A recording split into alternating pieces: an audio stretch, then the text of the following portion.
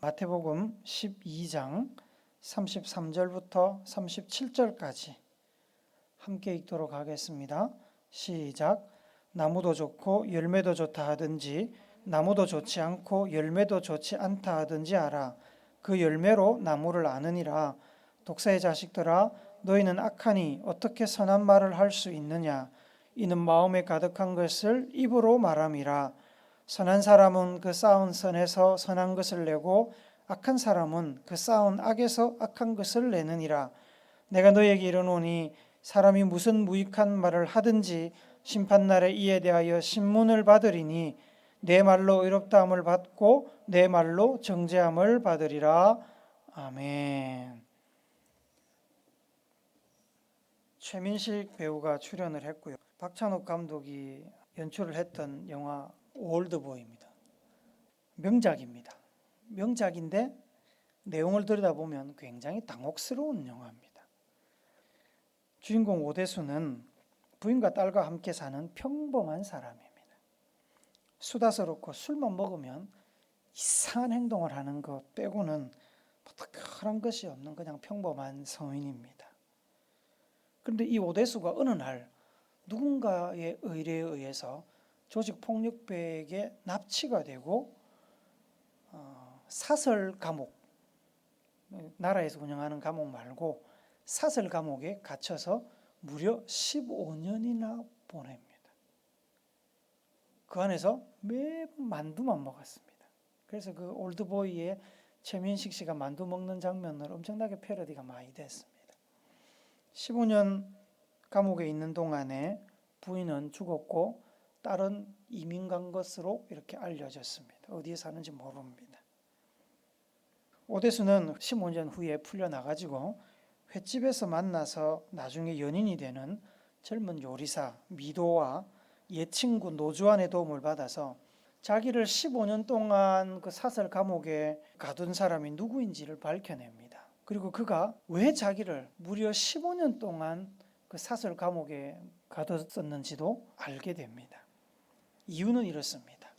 이 주인공을 감옥에 가둔 사람이 이우진입니다. 유지태가 연기했던 이우진인데, 이우진이 오대수를 감금한 이유는 고등학교 시절에 오대수가 이우진의 누나에 대해서 퍼뜨린 그 소문 때문에 이우진의 누나가 자살을 했기 때문입니다. 이우진은 죽은 자신의 누나에 대한 복수를 한 겁니다. 오대수는 이우진의 누나에 대해서 소문을 퍼뜨리고 이사를 가버렸습니다. 그래서 그 이후에 이우진의 누나에게 무슨 일이 있었는지 전혀 몰랐습니다. 자신이 무심결에 내뱉은 그 가벼운 말이 한 사람의 생명을 빼앗아 갔을 줄은 꿈에도 생각을 못했습니다. 우리 잘 쓰는 말이죠. 니만 알아라? 자기 친구한테 그 이우진의 그 누나에 대해서 니만 알아라 그러고 얘기하고 이사를 가버렸는데, 그 소문이 학교 전체에 퍼져가지고 이우진의 누나가 자살을 했습니다. 우리는 살면서 많은 말을 합니다. 우리가 쏟아내는 말 중에는 가치 있고 의미심장하고 사람을 행복하게 만드는 말도 있습니다만, 무가치하고 의미 없는, 의미는 고사하고 다른 사람에게 상처를 주고 또 사회를 혼란하게 만들고 어떤 사람의 인생을 송두리째 망치게 되는 그런 말도 많이 있습니다. 말의 영향력은 실로 엄청납니다. 발 없는 말이 천리를 간다 그러죠. 대통령 선거를 앞두고 지금 대통령 후보자들이 과거에 뱉었던 그 말들 혹은 그 가족들이 뱉었던 말들로 인해서 이 대통령 후보들이 얼마나 큰 고통을 겪고 있는지 모릅니다. 과거에 대통령 선거에 나왔던 정동영 씨는 선거운동 기간에 노인들을 방문해가지고 이제 이런 이야기를 했습니다. 이제 대한민국의 미래는 젊은 사람들한테 맡겨두시고 어르신들은 그간 고생하셨으니 이제 쉬십시오. 이렇게 어른들을 대접하는 말로 했는데, 어른들을 이렇게 비하하는 말로 이렇게 퍼져나가가지고 결국 이분이 대통령 선거에 떨어졌습니다. 말 한마디로 천냥빚을 갚는다는 속담은 말의 선한 위력을 나타내는 말입니다만, 혀 아래에 도끼가 있다 이런 말은 말의 악한 위력을 보여줍니다. 쏜화살은 주워 담을 수 있지만 내뱉은 말은 결코 주워 담을 수 없습니다. 말을 하지 않을 수는 없지요. 우리는 말을 하면서 살아야 됩니다. 그러나 그렇게 말을 하다 보면 실수를 합니다. 그래서 시편 기자는 시편 141편 3절 말씀에서 이렇게 이야기합니다. 여호와여 내 입에 파수꾼을 세우시고 내 입술의 문을 지키소서. 그만큼 우리는 원하든 원하지 않든 말의 실수를 하게 됩니다. 여러분의 언어 생활은 평소에 어떻습니까? 평소에 여러분 입에서 어떤 말들이 나가고 있는지 잘 알고 계십니까? 사람들의 반응을 혹시 점검해 보셨습니까? 한번 점검해 보시기 바랍니다. 내가 하는 말들이 상대방에게 어떻게 전달되고 있는지. 예수님께서 귀신 들린 사람에게서 귀신을 축출하시고 그 사람을 고치시는 것을 보면서 사람들이 놀랐습니다. 예수님이 다윗의 자손 메시아라고 소리쳤습니다. 이런 사람들의 반응을 지켜보면서 바리새인들은 마음이 편하지 않았습니다. 예수님을 좋아하지 않았기 때문이죠. 예수님께서 백성들의 관심과 환호를 받으면서 유명해지는 것이 못마땅했습니다. 하지만 딱히 예수님의 그 행동을 트집 잡을 만한 건수를 만들지 못하고 있었습니다. 그렇다고 예수님께서 계속 막 인기를 얻으시고 환호받고 메시아라고 존중받고 하는 것을 가만히 볼 수가 없어서 이 바리새인들이 자기들도 잘 모르고 확인할 길도 확신할 수도 없는 말을 뱉어버립니다. 분한 마음에, 조급한 마음에. 그게 지난주에 봤던 12장 24절 말씀입니다. 한 번 더 볼까요? 시작. 바리새인들은 듣고 이르되 이가 귀신의 왕 바알세불을 힘입지 않고는 귀신을 쫓아내지 못하느니라 하거늘. 예수님께서는 바리새인들의 이 앞뒤 없는 엉뚱한 비난에 아주 논리적으로 답변을 하셨습니다. 귀신의 힘으로 귀신을 쫓아낸다면 집안 싸움을 하는 것인데 귀신이 그렇게 어리숙한 존재가 아닙니다. 귀신이 간교한 존재잖아요. 그래서 그렇게 할 수 없다라고 말씀하셨습니다. 그리고 또 유대인 중에도 귀신을 축출하는 사람들이 있고 유대 종교 지도자들이 그들을 인정하고 있는데 만약에 예수님의 귀신의 힘을 빌었다면 그 사람들도 귀신의 힘을 빌은 것이고 그 사람들이 귀신의 힘을 빌었다면 유대 종교 지도자들이 귀신의 힘을 빌어서 일하는 사람을 인정하는 꼴이 되니까 말이 안 되지 않느냐 이렇게 반문을 하시면서 예수님은 바리새인들의 주장을 반박하셨습니다. 예수님께서는 하나님을 섬긴다고 하는 유대 종교 지도자들, 특별히 저 바리새인들이 겉으로는 하나님의 말씀을 따른다고 하지만 속으로는 악한 생각, 예수님과 하나님의 뜻을 대적하는 생각으로 가득 차 있는 것을 보시고 오늘 본문의 말씀을 이어가셨습니다. 33절 말씀 우리 세번역 성경으로 한번 읽어 봅시다. 시작. 나무가 좋으면 그 열매도 좋고 나무가 나쁘면 그 열매도 나쁘다. 그 열매로 그 나무를 안다. 나무와 열매는 우리가 떼놓고 이야기할 수 없습니다. 사과나무에 토마토 열리지 않습니다. 포도나무에 당근 열리지 않지요. 열매를 보면 나무를 알 수 있습니다. 귀신을 축출하는 예수님의 능력이 귀신에게서 나온 것이 아니라 성령 하나님에게서 나온 것이라면 예수님은 귀신의 종이 아니고 하나님의 종일 수밖에 없지 않습니까? 하나님을 섬긴다고 하는 바리새인이라면 당연히 하나님의 종을 좋아하고 하나님의 종 인정하고 받아들여야 되는데 바리새인들이 그렇지 못했습니다. 그 말이 뭡니까? 바리새인들 속에 악한 것이 들어있고 그들이 하나님께 속하지 않았다는 증거가 되는 겁니다. 그래서 예수님께서는 주변의 사람들이 다 듣고 있는데 세례 요한처럼 날카롭게 바리새인들의 그 위선적인 태도를 지적하셨습니다. 그 말씀이 34절, 35절 말씀인데 우리 한 번 더 읽읍시다. 시작. 독사의 자식들아 너희는 악하니 어떻게 선한 말을 할 수 있느냐? 이는 마음에 가득한 것을 입으로 말함이라. 선한 사람은 그 쌓은 선에서 선한 것을 내고 악한 사람은 그 쌓은 악에서 악한 것을 내느니라. 예수님께서는 온유하시고 사랑이 넘치시는 분입니다. 복음서를 읽어보시면 이 온유하시고 사랑이 넘치는 예수님께서 분노하시면서 화를 내는 이야기가 두 개가 나옵니다. 하나는 여러분들 잘 아시겠지만 성전 정화 사건입니다.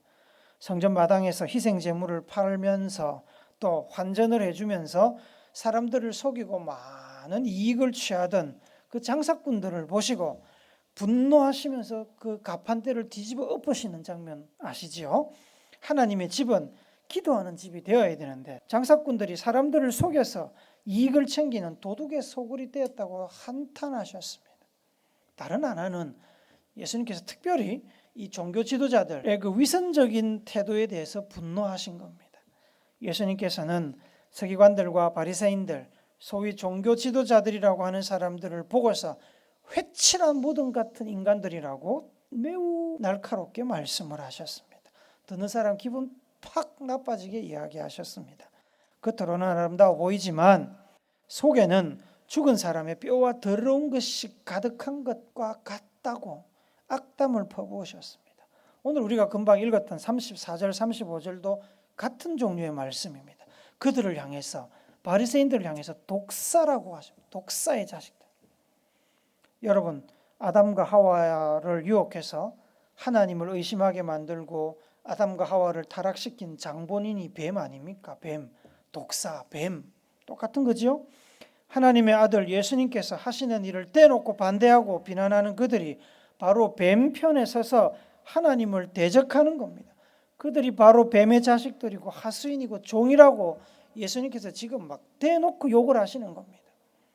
바리새인들도 옆에 있던 일반 백성들도 예수님의 그 독사의 자식들아 하는 표현이 무슨 뜻인지를 잘 알고 있었습니다. 현장 분위기가 어땠는지 아시겠습니까? 예수님을 향한 흥분과 환호는 찬물 끼얹은 것처럼 잠잠해졌을 것이고 사람들은 예수님과 그 바리새인들 사이에 흐르고 있는 그 긴장감에 숨소리를 죽이고 무슨 일이 일어날지 쫄이면서 바리새인들의 반응을 살펴보고 있었습니다. 아마 어떤 사람들은 속으로 이렇게 생각했을지 모릅니다. 아이고, 예수님이 실수했네. 저 사람들 건드려 가지고는 안 되는데 어쩌나 누구 하나 죽고 말겠네. 이런 생각을 했을지도 모릅니다. 바리새인들의 권세가 대단했기 때문에 그렇습니다. 그러나 예수님께서는 사람들의 염려나 바리새인들 기분, 그들의 분노에 전혀 기죽지 않으시고 사람들을 둘러보시면서 말씀을 이어가십니다. 36절 7절 세 번역으로 우리가 같이 읽어봅니다. 시작. 내가 너희에게 말한다. 사람들은 심판날에 자기가 말한 온갖 쓸데없는 말을 해명해야 할 것이다. 너는 내게 한 말로 무죄 선고를 받기도 하고 유죄 선고를 받기도 할 것이다. 이 말씀은 1차적으로 예수님을 비방하면서 예수님을 귀신의 종이라고 몰아붙인 바리새인들에게 하신 말씀입니다. 그들의 입에서 나온 말은 그들의 마음에서 나온 겁니다. 바리새인들의 마음속에는 하나님을 대적하고자 하는 악한 생각이 가득했고 그게 그들의 입을 통해서 이렇게 새 나온 겁니다. 바리새인들은 겉으로는 하나님의 말씀을 순종한다고 했지만 그들의 마음은 하나님의 말씀과 종교적인 이 전통을 단지 그들의 입신양명을 위한 도구로 생각하고 있었을 뿐입니다. 그들의 종교적인 열심은 그들의 꿈을 이루고 사회에서 지위를 얻고 돈을 벌기 위한 직업적인 수단이었다는 말입니다. 돈과 명예를 얻기 위해서 변호사의 일을 하듯이 그들은 종교인의 일을 했다는 겁니다. 그래서 돈과 명예를 가지는 데 방해가 되는 사람이면 제거해야 했습니다. 잠정적인 적대관계가 될 예수님을 그냥 둘 수 없었습니다. 수단과 방법을 가리지 않고 찍어 눌러야 했습니다. 이웃에게 거짓 증언하지 말라는 십계명의 말씀이 엄연하게 살아있는데 바리새인들에게는 눈앞에 있는 적을 제거함에 있어서 하나님의 그 말씀, 십계명의 그 말씀은 아무런 힘도 능력도 발휘하지 못했습니다. 왜 그랬을까요? 애초부터 하나님의 말씀이 그들에게는 생명보다 귀한 가치를 가지고 있는 하나님의 살아계신 말씀이 아니라 삶을 위한 도구였을 뿐이기 때문입니다. 달면 삼키고 필요 없으면 뱉는 도구 말입니다. 하나님 앞에 서게 되면 바리새인들은 그들의 행동과 말, 그들의 삶과 하나님 말씀 사이에서 그 괴리에 대해 설명을 해야 할 것입니다. 자신들이 사람들에게 가르치고 열심히 잘 지키고 있다고 자랑하면서 사람들의 존경과 찬사를 받았던 그 하나님의 말씀과 자신들의 실질적인 삶의 그 차이, 그 갭을 어떻게 설명할 수 있을까요? 설명이 가능할까요?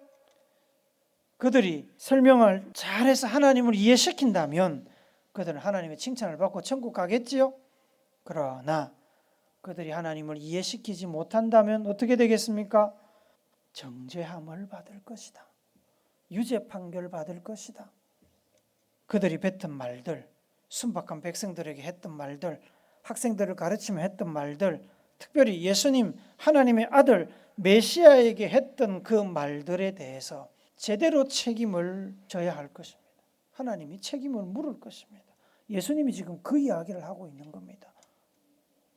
36절 37절 말씀을 하신 것이 1차적으로는 그 앞에 있던 바리새인들을 향해서 하신 말씀입니다만 그 자리에 있던 제자들, 예수님의 능력을 보고 흥분해 있던 사람들, 그리고 오늘 이 말씀을 읽는 우리도 들으라고 하신 말씀입니다. 자신들이 한 말에 대한 책임을 지는 일은 사실 신앙에만 국한되는 이야기는 아니지요. 말에 대한 책임을 우리는 말의 무게라고 합니다. 우리는 살면서 보이지 않지만 우리의 어깨 위에 우리가 내뱉은 말을 짊어지고 삽니다. 우리의 말과 삶을 구분할 수 없습니다.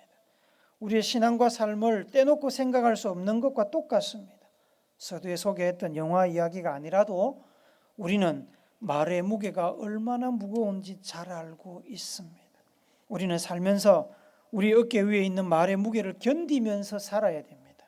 자신이 한 말의 무게를 견디는 것은 자신의 말에 책임을 진다는 겁니다. 내가 쏟아낸 말들이 만든 그 파급 효과, 예를 들면 상처 준 거, 아프게 한 거, 누군가를 기쁘게 한 거, 위로해 준 거 등등등 모든 것은 내 영광인 동시에 내 책임입니다. 내 말의 무게입니다. 일상 가운데서 우리는 그 무게를 가늠하지 못하고 함부로 말을 쏟아내는 실수를 범할 때가 많이 있습니다. 저도 마찬가지입니다. 지금도 특별히 더 나아진 것 같지는 않지만 젊을 때 한동안 제 입에서 나오는 말들이 다른 사람들에게 상처를 주고 상황을 어렵게 만들고 별로 영양가도 없고 함께 있는 이들에게 도움도 되지 않는다는 것을 느끼면서 고심한 적이 있습니다. 제가 원하는 말이 아닌데도 입에서 툭툭 튀어나가기도 하고 참고 하지 말았어야 될 말인데도 절제하지 못하고 쏟아내기도 했습니다.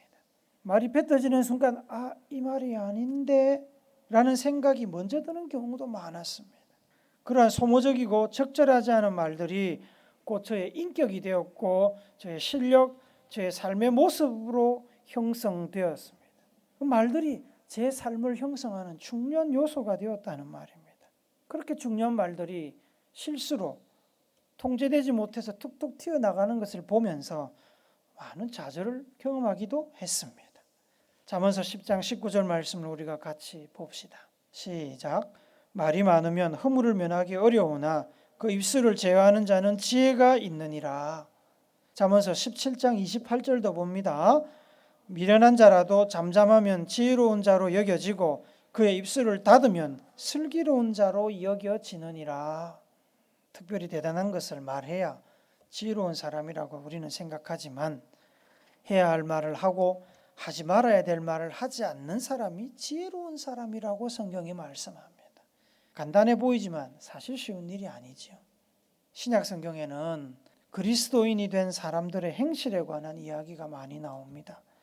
행실은 바로 우리의 평소의 삶의 모습, 우리의 행동을 말하는 겁니다. 그 행실을 보고 우리가 어떤 사람인지를 압니다. 그리스도인은 그리스도인다운 행실을 해야 됩니다. 그렇지 않으면 하나님의 백성 바리새인들이 하나님의 아들 메시아 예수를 반대하고 죽이는 역설적인 삶을 살았던 것처럼 우리도 그렇게 살 수 있습니다. 교회를 다니면서 교회를 무너뜨리는, 교회를 다니면서 교회를 욕되게 하는 그런 인생 살 수 있다는 겁니다. 베드로전서 2장 12절 말씀 한번 봅니다. 시작. 너희가 이방인 중에서 행실을 선하게 가져 너희를 악행한다고 비방하는 자들로 하여금 너희 선한 일을 보고 오시는 날에 하나님께 영광을 돌리게 하려 함이라. 너희가 이방인 중에서 행실을 선하게 가져. 행실을 선하게 가져. 행실에 빨간 색깔을 칠해놨죠. 이게 무슨 뜻이냐면 선한 행동을 하라 이 말인데 우리말로 해석하면 원본 성경에는 어떻게 되어 있냐면 킹 제임스 버전 한번 봅시다. Having your conversation honest. Having your conversation honest. conversation이 뭐죠? 대화, 말입니다. 은행입니다. 그래서 이 행실 conversation이라고 번역된 이 헬라어 단어는 아나스트로펜이라는 단어인데 이 단어는 행실, 행동 뭐 이렇게 번역이 됩니다만 원래 의미가 뭐냐면 이 킹 제임스에서 번역하는 이게 원래 의미입니다. conversation입니다. 말, 대화, 언어를 가리킵니다. 우리의 말이 발전해서 행동과 행실이 되는 겁니다. 즉 말이 곧 우리의 행실이고 행위고 삶의 방식이고 인격이고 성품이라는 겁니다. 그리스도인의 성품으로서 말을 함에 있어서 해야 될 말과 하지 말아야 될 말들을 잘 분별하는 건 그래서 굉장히 중요합니다. 오죽했으면 시편 기자가 내 입에 파수꾼을 세워서 말을 좀 지켜주십시오라고 기도를 했겠습니까? 무엇을 해야 하고 무엇을 하지 말아야 할지를 다 이야기할 수 없지만 성경 구절 두 개를 우리가 살펴보려고 합니다. 먼저 살펴볼 말씀은 히브리서 13장 15절입니다. 같이 읽읍시다. 시작. 그러므로 우리는 예수로 말미암아 항상 찬송의 제사를 하나님께 드리자. 이는 그 이름을 증언하는 입술의 열매니라. 예수님의 이름을 증언하는 사람 그리스도인, 그죠? 그리스도 제자입니다. 제자의 입술의 열매가 뭐라고요? 찬송의 제사. 그리스도인의 입술의 열매는 찬송의 제사가 되어야 됩니다. 다른 게 나오면 안 됩니다. 예수님과 하나님을 향한 찬양이 그 찬양을 우리의 제물로 삼아서 하나님 앞에 제사 예배를 드리는 삶을 살아야 된다는 겁니다. 우리의 입술에서 나오는 말이 하나님을 향한 찬양이 되어야 된다. 우리의 행실이 하나님께 영광이 되고 찬양이 되는 삶을 살아야 된다. 이 말입니다. 여러분의 삶이 하나님께 찬양이 되고 있습니까? 시편 16편 4절 말씀도 같이 봅시다. 시편 16편 4절 시작. 다른 신에게 예물을 드리는 자는 괴로움이 더할 것이라. 나는 그들이 드리는 피의 전제를 드리지 아니하며 내 입술로 그 이름도 부르지 아니하리로다. 그리스도인들은 다른 신의 이름조차도 입에 담지 말아야 한다는 이 말씀은 데살로니가전서 5장 22절 악은 어떤 모양이라도 버리라는 말씀과 일맥상통합니다. 그리스도인의 삶 가운데 그 어떤 악한 것도 용납하지 마라는 말씀입니다. 악한 것은 모양도 버려라. 말도 하지 마라. 악한 말, 사탄을 이롭게 하는 말, 분열시키는 말, 분노와 저주를 퍼뜨리는 말은 사탄이 좋아하는 말이고 사탄을 기쁘게 하는 말입니다. 그런 말 버려야 됩니다. 그런 행실 버려야 됩니다. 사탄이 좋아할 틈을 주지 말아야 됩니다. 감사하고 공감하고 칭찬하고 위로하고 감사주고 기쁨을 주고 예수님을 소개하고 선을 행하고 믿음을 고백하고 바른 길로 사람을 인도하는 그런 말들을 우리가 해야 됩니다. 사랑하는 우물교회 성도 여러분, 말에는 무게가 있습니다. 내가 뱉은 말은 내가 책임져야 됩니다. 말은 곧 행실이고 인격이고 삶입니다. 평소에 우리 입에서 나오고 있는 말들을 잘 점검해 봐야 됩니다. 왜요? 하나님이 나중에 우리를 독대하실 때, 우리가 하나님 심판대 앞에 설 때 하나님이 그것을 가지고 우리를 심판하시기 때문입니다. 무죄인지 유죄인지 주님이 평가하실 겁니다. 그리스도인은 그리스도인의 말을 해야 됩니다. 우리의 말에는 우리의 생각과 마음과 우리가 추구하는 삶의 비전과 가치가 담겨 있습니다. 나무가 좋으면 열매도 좋아야 합니다. 선하신 예수님을 믿는 사람은 그 행실도 선해야 되고 말도 선해야 됩니다. 우리의 입술에서 예수님을 생각나게 하는 말, 예수님을 드러내는 말이 나오고 있는지 잘 살핍시다. 그래서 우리의 입술로, 더 나아가 우리의 행실로, 삶으로 하나님을 기쁘시게 하고 하나님께 찬양의 제사를 드리는 귀한 여러분과 제가 되기를 거룩하신 예수님의 이름으로 축복합니다. 아멘.